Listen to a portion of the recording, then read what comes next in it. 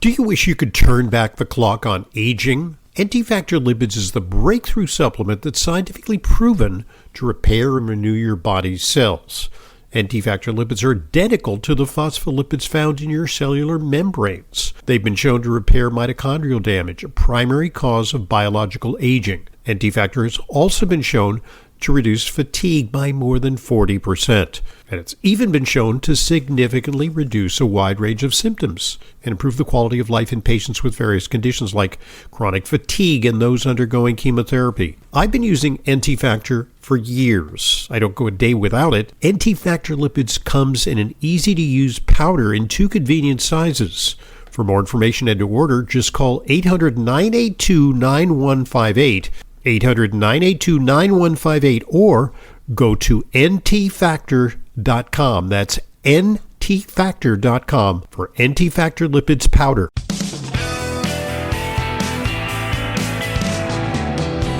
Welcome back to today's Intelligent Medicine Podcast. I'm your host, Dr. Ronald Hoffman. We're talking about brain health optimization. And of course, that brings to mind, and sorry, that's a pun inadvertently, that brings to mind our concerns about what seems to be a burgeoning epidemic of Alzheimer's disease. It's going to take a terrible toll, according to predictions.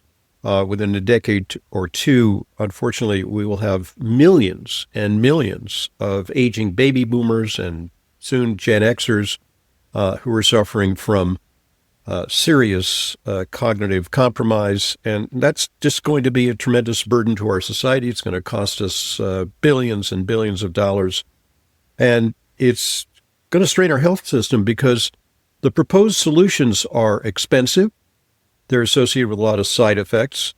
Current head of FDA, who is Marty Makary, who has written about groupthink in medicine, has criticized our efforts to stave off and even reverse Alzheimer's disease because there's groupthink about a type of drug called a plaque buster. Plaque busters are designed to break up the amyloid plaques.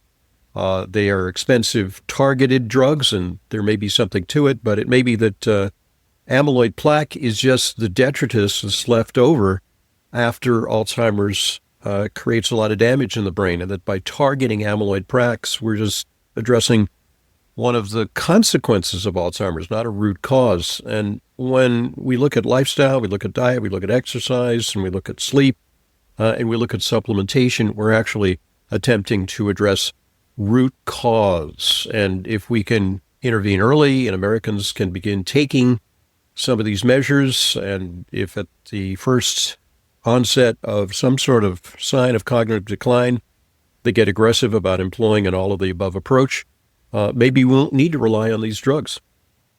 So with us today, Neil Levin. He's Senior Education Manager and a Product Formulator for Now Foods and Protocol for Life Balance.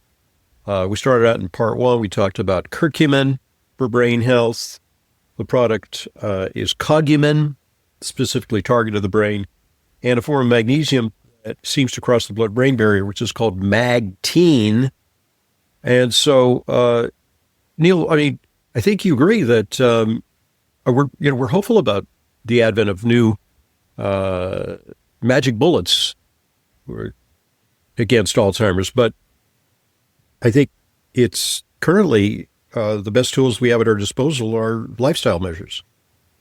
They are, but you mentioned beta amyloid plaque, which is a key signal of Alzheimer's disease. That Longvita material in the cogumin product has been shown to reduce significantly the level of beta amyloid protein, which is the material the plaque eventually can be made from, in healthy adult volunteers. So if you're reducing the material that the plaque is produced from, it's theoretically likely that you're going to be able to produce less plaque in the brain. The plaque clogs the neuron pathways and the electrical pathways and the brain cells, and it's kind of like growing a mushroom on there where it's not functioning properly. The cells aren't functioning properly.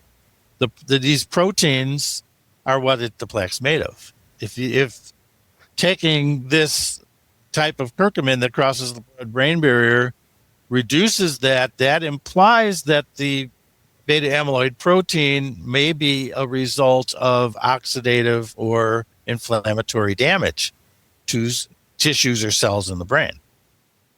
Wouldn't it be nice if we could restore some balance to neuroscience research where we allocate not, the billions that are spent on the pharmaceutical drugs, that's fine. But, right now, a scant few millions are allocated to research on the impact of diet on sleep, exercise, and, of course, nutritional supplements, promising nutritional supplements like curcumin, which have been researched at top universities. But, the incentive is not there to promote these because, come up with a blockbuster drug like Ozempic or Mounjaro, and you're off to the races.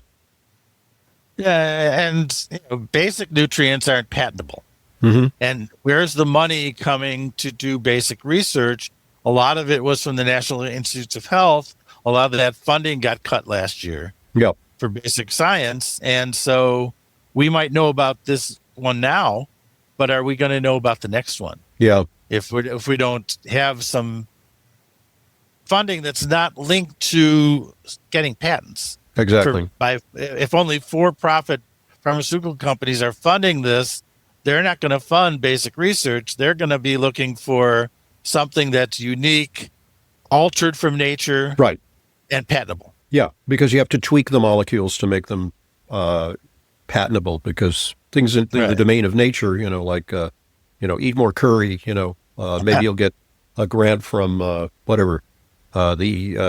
India Chamber of Commerce or something. But okay. Let's focus on some other plausible nutritional strategies because there's several that I want to take a look at. And we've known for a long time about something called phosphatidylserine, and a little demonic for remembering it is PS. The thing you put at the bottom of a letter when you forget something. So PS, phosphatidylserine, been around for a while. So tell us about it. And by the way, sometimes things that have been around for a while, their aura kind of, fades a little bit because in the light of more recent research, maybe they're not what they're chalked up to be. But I think phosphatidylserine has stood the test of time.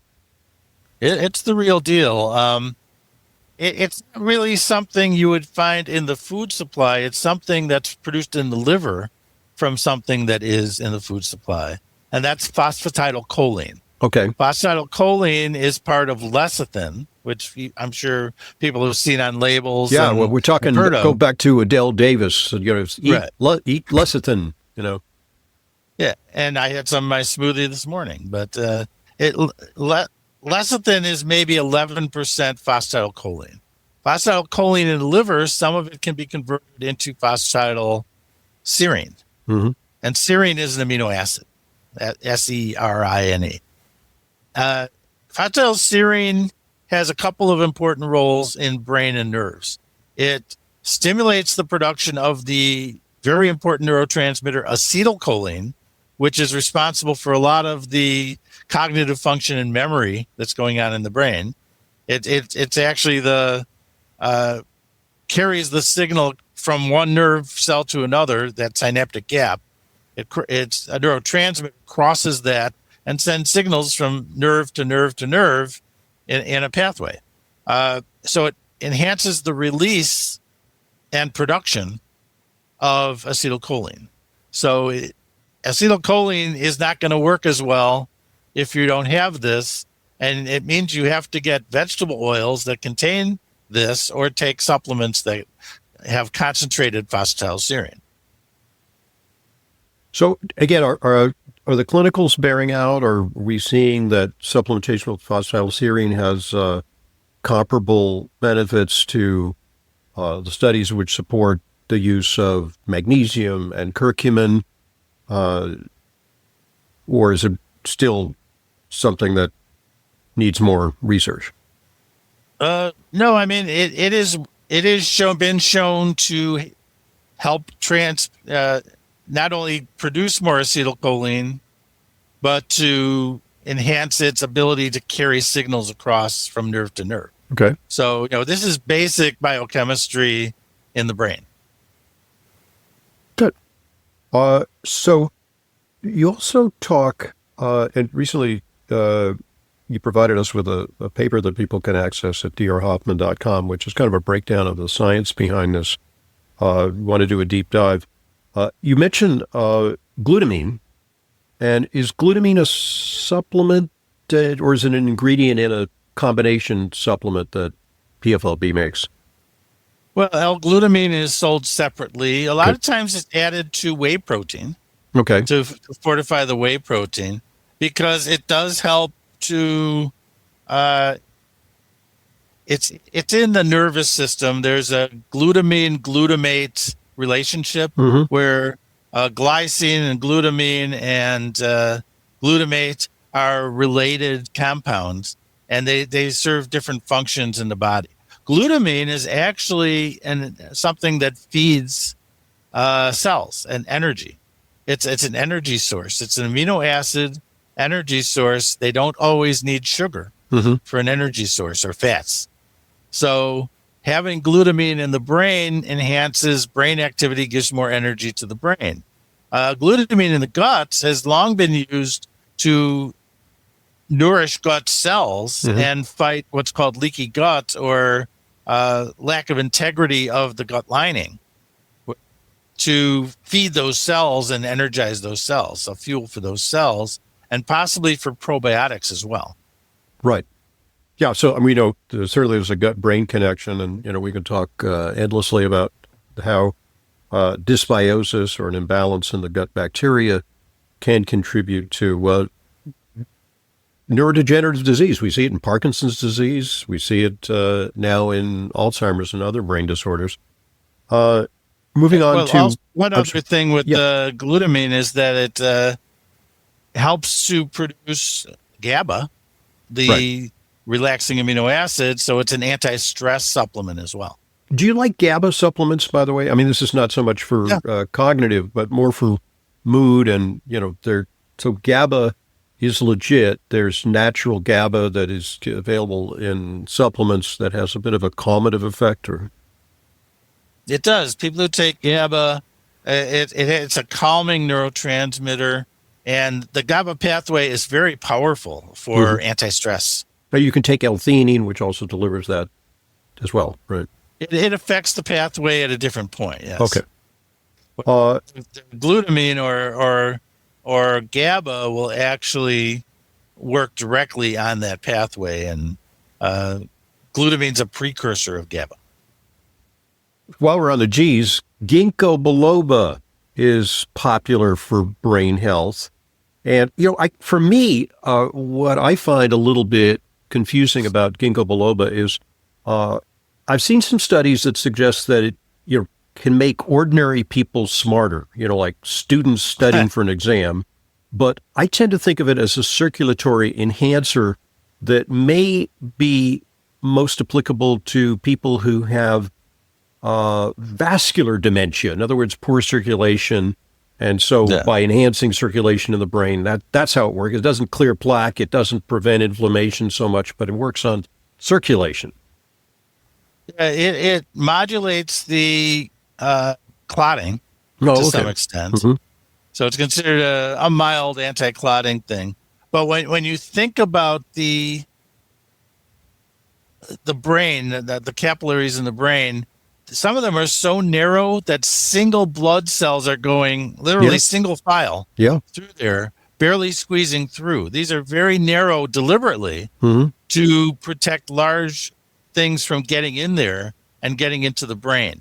So the brain wants Yeah. small little things coming in, and it kind of has a narrowed path Yeah.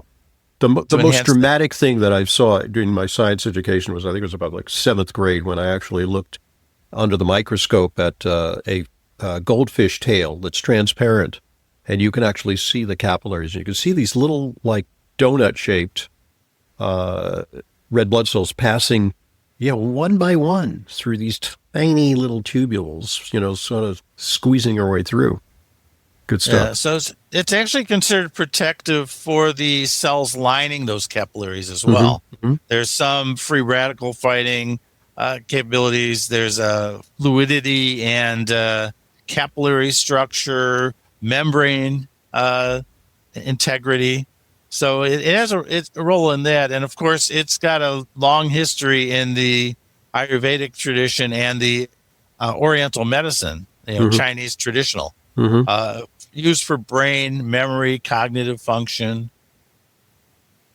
Right. circulation. Okay. There's so many different compounds. It's kind of a complex entourage effect of the many different compounds, the ginkgo flavoglycosides and ginkgolides, and they've been very, very highly studied, and I think there's a lot of information about their Right. antioxidant effects and their circulatory enhancing effects, et cetera, et cetera. So yeah, good stuff on ginkgo biloba. Okay, another one is called hoop hoop Huperzine. Hooperzine, which is from Club Moss, Yeah. and that is a popular.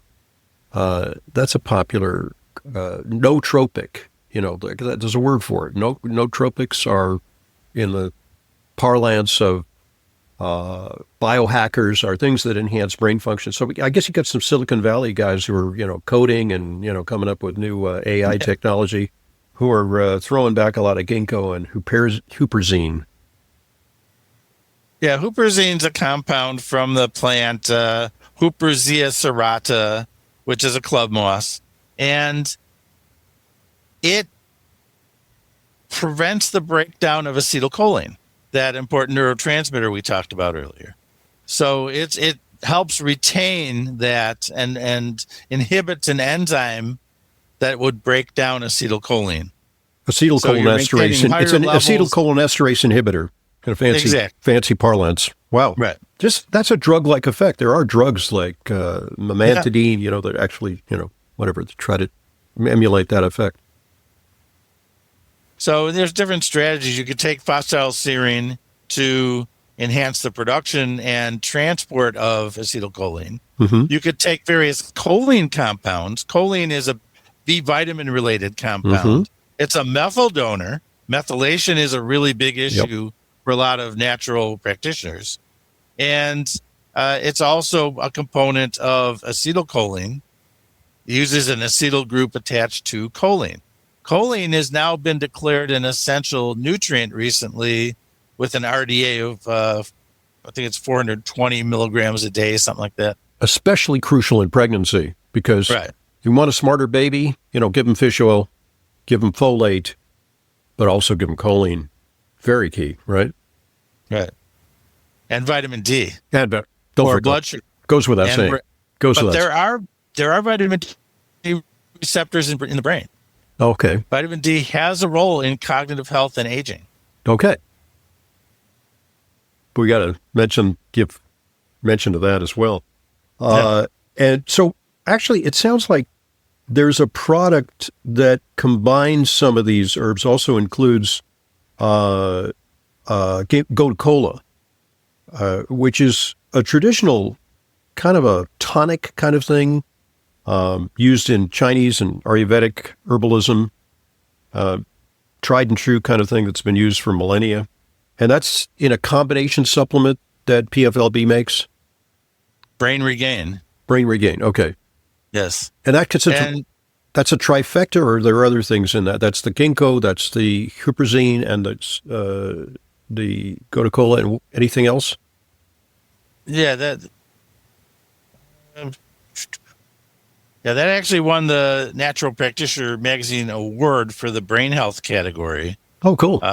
Because it does have various things to help the brain.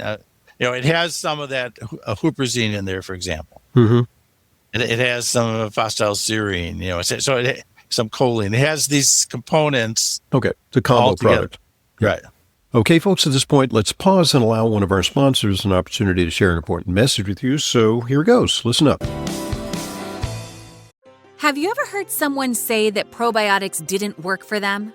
Since all probiotics are not the same, the probiotic you choose can make the difference between superior results and no results.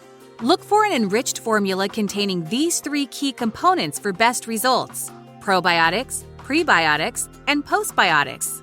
A worldwide leader in microbiome health for over 40 years, Dr. Ohhira's Probiotics is an enriched full-spectrum probiotic system fermenting multiple strains of probiotic bacteria and nourishing prebiotics. The result? Transformative postbiotic metabolites that maintain and support the biodiversity of flora in your gut for optimal digestion, gut-brain, and immune health. Dr. Ohhira's, certified vegetarian, free of gluten, allergens, dairy, and GMOs. Get Dr. Ohhira's probiotics today at Sprouts, Natural Grocers, Whole Foods, and other natural health retailers nationwide. Thanks for listening. Thanks for supporting our sponsors. They're what make Intelligent Medicine a continuing free resource to you, with great guests like today's contributor, Neil Levin from Protocol for Life Balance. So just to sum up, for people who want to go to drhuffman.com/protocol for life balance, the products that we're talking about today are Magtine, Cogumin SLP, there's clinical strength phosphatidylserine, and then there's as you mentioned, the award-winning Brain Regain. And, you can harness the benefits of some things we talked about. I want to go a little bit off the track and talk about some other things that, I'm sure Now Foods and PFLB offers in some form or another, but they're not so much featured in this article. Let's talk creatine for brain health, because that's got a lot of buzz these days. We used to think creatine was just for muscle heads. Well, it turns out that your head is a muscle that needs some creatine. Yeah. Creatine is something that is a precursor of the energy molecule in the ATP. Mm-hmm. So when you take creatine, the brain uses about 20% of the body's energy. A lot of the energy is produced, the ATP, in mitochondria in the muscles. The muscles are especially high in mitochondria and ATP production. So taking 3 to 5 grams of creatine a day you're supposed to take it with about 12 ounces of water or fruit juice or liquid, but it will store some of that liquid in the muscles, which helps with, if you exercise, getting rid of toxins after the exercise, cooling the muscles to some extent. But the brain is mostly fat. It's not looking for a lot of water. The water is going to go elsewhere. And it doesn't tend to bloat at those low doses. High doses, you might get more water weight in there.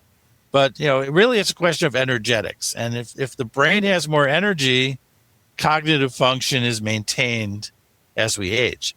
So what we're seeing is creatine used to be used by athletes for energy in the muscles. Now it's being used by women of childbearing age, younger women, for basic energy. Women have a hard life where they're supposed to juggle their jobs and their families and all the other things, and often have an outsized role in the household and in child rearing. Mm-hmm. So they have a lot of stress, and having more energy is always good for that.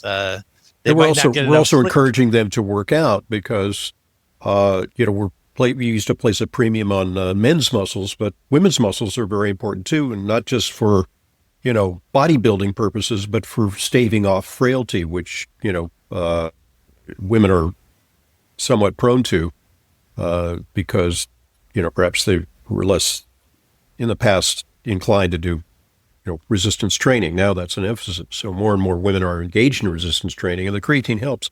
I've been taking it for the past couple of... Do I sound smarter in the past couple of years? We've been doing interviews for a while, but... I think so. Oh, okay. But it might be because you're listening to me. No, just kidding. You certainly bring me up to speed every time. So, right. Okay, so speaking of fatheads, omega-3s. What about omega-3s? I actually think that you can't talk about cognitive health without tipping the hat to the important role that omega-3s play in the brain, right? Yeah. So the brain is mostly fat, 60% fat.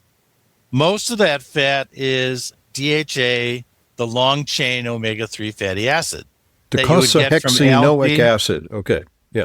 You would get it from either algae or or you get it from fish oil or krill oil. Mm-hmm. But they're getting it by eating algae or eating other fish that eat algae. Mm-hmm. It's where the algae make it. It's working up the food chain. So, Okay. but we need this. We can make DHA in our bodies from ALA, which is a 18 chain, long chain fatty acid that's found in flax meal. It's found in chia seeds. It's found in hemp seeds. Mhm. But, it's not that abundant in the diet. And you need a magnesium dependent enzyme to convert it into EPA and DHA, which are the active forms in the body. And as we mentioned earlier, 80% of the population is estimated to be magnesium deficient. So they can't easily convert. Yeah. I actually did a review of human clinical studies and bioavailability and how much converts into DHA. Right. So let's say But it's genetic. It's very individual. Some people have that ability. Yeah. And perhaps they come from parts of the world where there's more predominant vegetarian diet. And then there are other people like people from Scandinavia and the Inuit, of northern icy environments, who they get plenty of EPA from seal blubber and from whale blubber and fish. And with the modern diet, maybe they're not getting it. Oh, exactly. And, right. And if let's say they feed flax meal to chickens and you have eggs that have omega-3. Right. It's not necessarily DHA or EPA. Yeah. It might be ALA. You still need that magnesium to convert. And of course, there's genetic issues. It's estimated that between 2 and 5% of the ALA omega-3 that you consume in human studies converts to DHA, only between 2 and 5%. So if you did a gram of say flax oil, which is 50% omega-3, that's 500 milligrams. What's 2% of that? Right. Very little. And this is a practical concern for you because you're a vegetarian.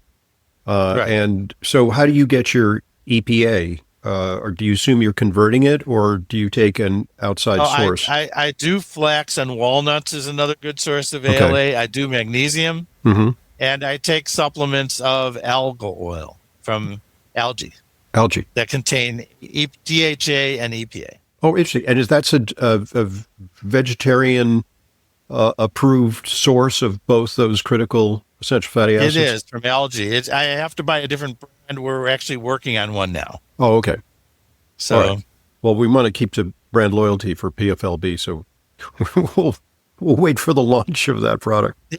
All right. So, okay, we nailed down omega-3s.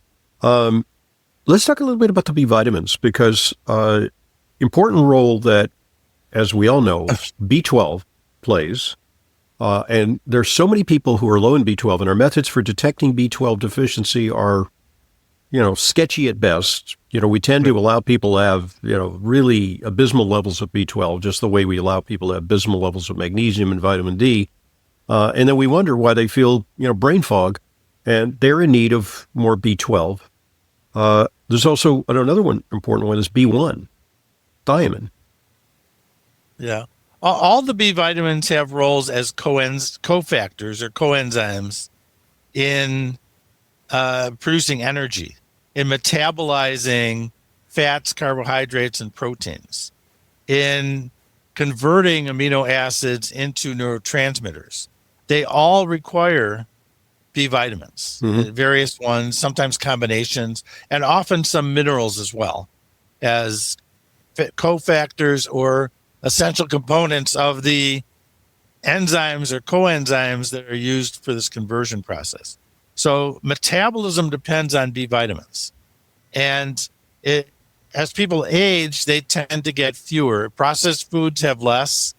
What they will add back to refined foods is often only a few of the B vitamins. and not in the amounts needed by the body.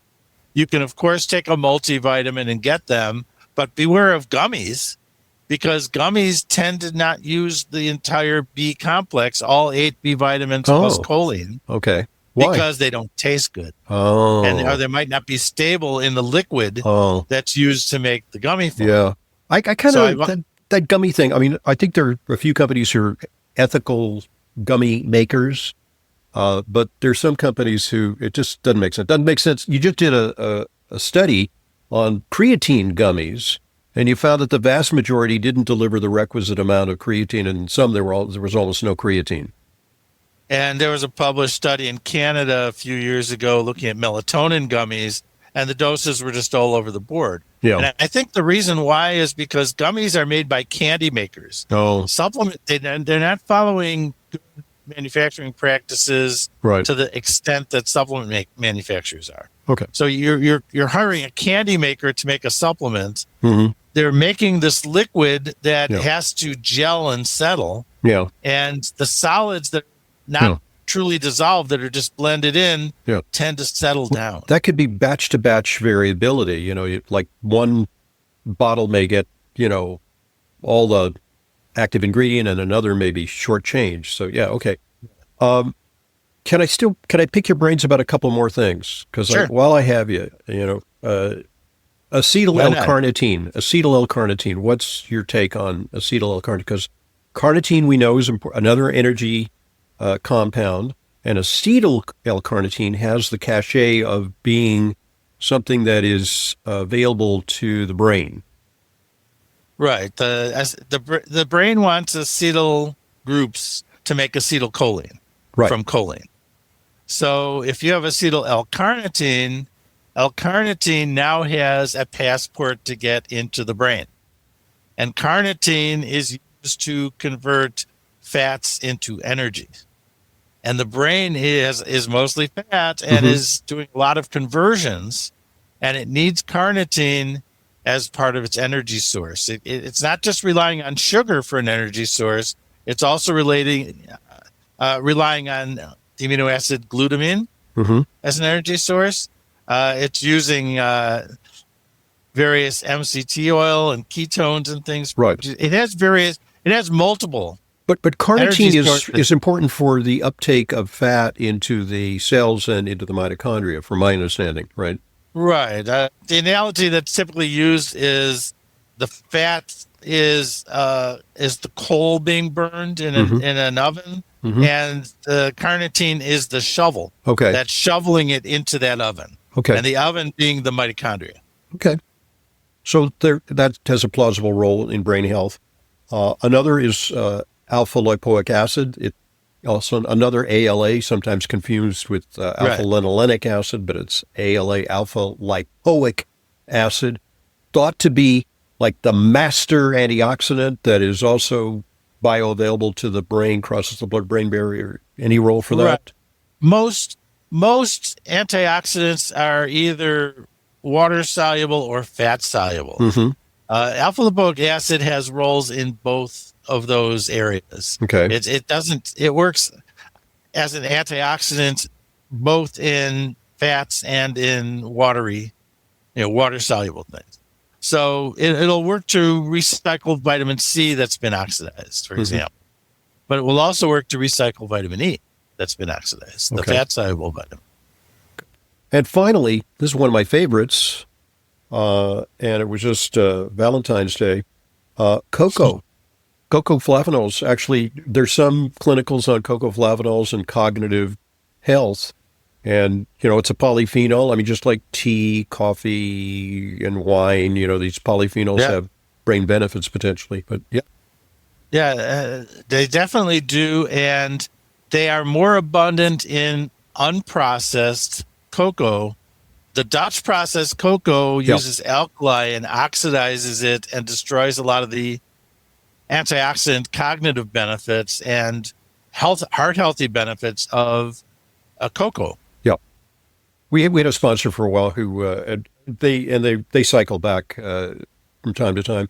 Is a company called Flava Naturals, or Flava Naturals under the pronunciation.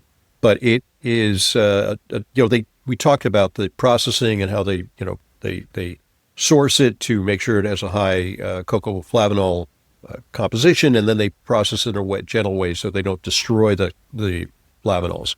So yeah, I mean, look, and the biggest companies, Nestle's is doing the research because, hey, they could advertise that they're making a functional food, it's like a healthy pleasure.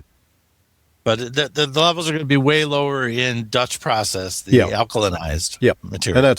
And frankly, the high test stuff, you have to put it into a shake and you have to, kind of mix it with other ingredients to make it less chalky.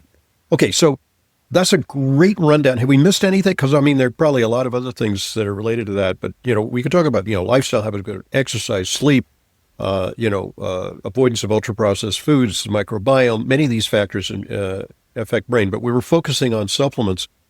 For more information to order, just go to drhoffman.com/protocol for life balance. That's drhoffman.com/protocol for life balance.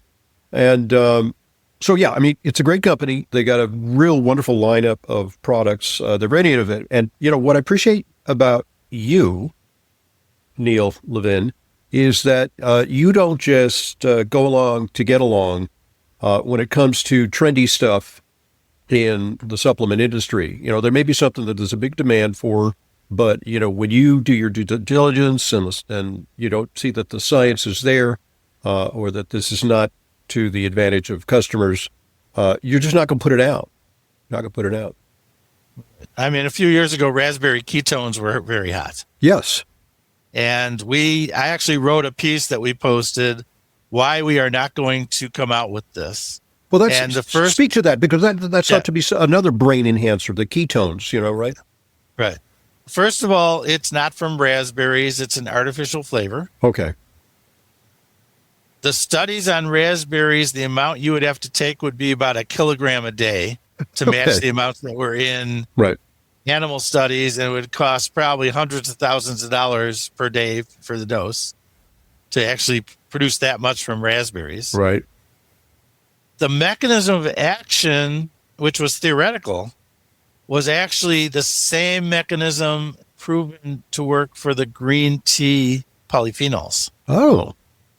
Which work at a reasonable dose and reasonable price, and it's from green tea. It's not an artificial flavor.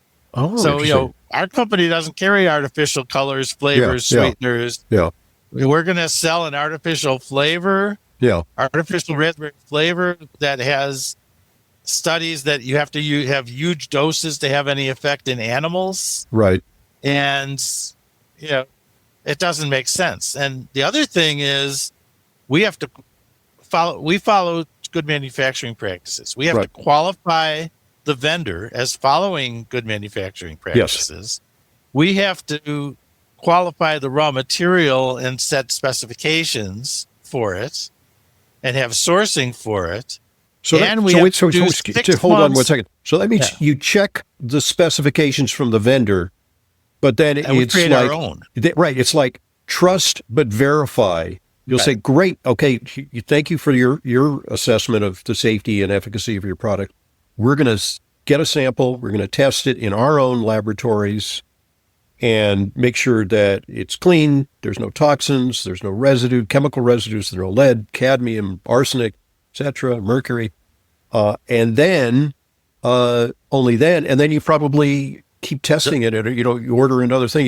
We test every lot, but every lot. Yeah. We also have to make sure that that vendor, that supplier, is following good manufacturing practices, is clean, is separating things, has some kind of documentation, and then when we make a formulation, we have to put it in stability studies for 3 to 6 months to come up with how stable is it and what dating we're going to put on it. If it's on, Dr. Oz 10 years ago or someone today touts something, you're not going to see it before the end of the year from Now Food, from our company, Now Protocol for Life Balance. It's going to be a minimum 6 months and probably more like 9 to 12 months. Right. You're on to do due diligence. You're on the cutting edge, but you're not on the bleeding edge of early adoption. what I also like about the company. And finally, doesn't it burn you, when you do such due diligence for quality control and safety and all the research that you do, and then you read in the newspaper that the supplement industry is a vast, unregulated industry. It's a free fire zone. You don't know what you're getting. I mean, doesn't that burn you up? It does. And some of that, I think, is regulatory, because our industry for decades has advocated to increase the enforcement budget for the FDA so they can go after bad actors. Yeah. Our company, since 2017, has done at least 2 rounds of testing of products that are too good to be true sold on Amazon. Yeah. The pricing or the dose at or the your form own expense. At your own at expense. our own expense Yep. and our own legal risk. Yes. We're naming names. We're publishing reports. The reports are being shared with Amazon, the FTC, and the FDA. You're kind of None doing the of them have FDA's. done You're anything. doing the FDA's work for it. And they don't want us to do it. They're not accepting these test results. Last year, a congressman wrote to them and said, "Why are you not inspecting these companies? Some of them we test 2 or 3 years apart, and the same product is being sold that is still not meeting its label claims." And the FDA is not doing anything about it. Amazon has not pulled the product. FTC has not gone after the claims. And there's no will to enforce. They would rather badmouth the industry than actually enforce and get rid of companies like that. They're auditing our company every year. It's a little and we're decertified. It's a little bit like the immigration impasse. They don't want to solve it because it just gives like great talking points to both parties. And maybe that the FDA doesn't, and the government doesn't want to solve it so that they can have great talking points about, we need more rules, we need more regulation, we need to clamp down on the supplement industry, which is ultimately their goal. So who knows? Anyway, it's frustrating, but, you guys are, a large, responsible, and ethical company, and that's why I support your products, and you can find them at drhoffman.com/protocol for life balance. I found today, I talk to you so frequently, and I go, is there anything else I'm going to, is it conceivable that I could learn something new? And every time you definitely over-deliver because I'm always learning new facts about nutrition. So your knowledge is encyclopedic. I'm sure that's been our audience experience. We love hearing from you, Neil, and all the best. So Neil Levin, thanks very much for joining us. And thank you, listeners. I'm Dr. Ronald Hoffman. This is the Intelligent Medicine Podcast. I want to thank you for listening to the Intelligent Medicine Podcast. Follow us on Apple Podcasts, Spotify, Amazon Music, or your favorite podcast app, and get new episodes automatically downloaded every weekday. And please give us a rating and review. It truly helps new people discover intelligent medicine. The Intelligent Medicine Podcast is for general informational purposes only and does not constitute the practice of medicine, nursing, or other professional healthcare services, including the giving of medical advice, and no doctor-patient relationship is formed. The use of information on this podcast or materials linked from this podcast is at the user's own risk. The content of this podcast is not intended to be a substitute for professional medical advice, diagnosis, or treatment. Users should not disregard or delay in obtaining medical advice for any medical condition they may have and should seek the assistance of their healthcare professionals for any such conditions. Finally, please visit drhoffman.com and discover everything Intelligent Medicine has to offer, including frequently updated, unbiased health news and fully vetted product and supplement recommendations. You're listening to Intelligent Medicine, a resource to help you take control of your health. We offer a balanced, objective analysis of all your health, wellness, and aging options, both conventional and alternative. Now you can take your engagement to the next level by joining FullScript. FullScript is my online dispensing platform that only offers curated, professional-grade supplement brands that I know and trust. Never counterfeit or expired, always stored and shipped correctly. Just go to drhoffmanstore.com for more information and to start your free FullScript account. Buying through FullScript offers fast, free shipping, optional refill reminders, a mobile-friendly site. It's safe, secure, and HIPAA compliant and offers world-class support. Just go to drhoffmanstore.com. You'll get access to the supplements and features you need to help you achieve your wellness goals, including my custom targeted protocols that combine the products I recommend to address specific needs, heart health, immune support, and much more. It's all at drhoffmanstore.com. drhoffmanstore.com.